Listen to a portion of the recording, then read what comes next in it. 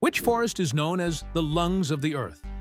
Black forest, Amazon rainforest, or redwood forest?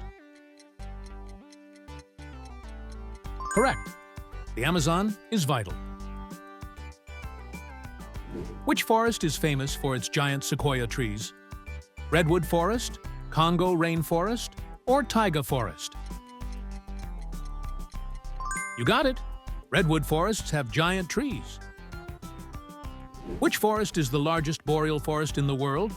Daintree rainforest, taiga forest, or Valdivian temperate rainforest? Right! The taiga is a massive boreal forest. Which forest is located in Australia and is one of the oldest rainforests?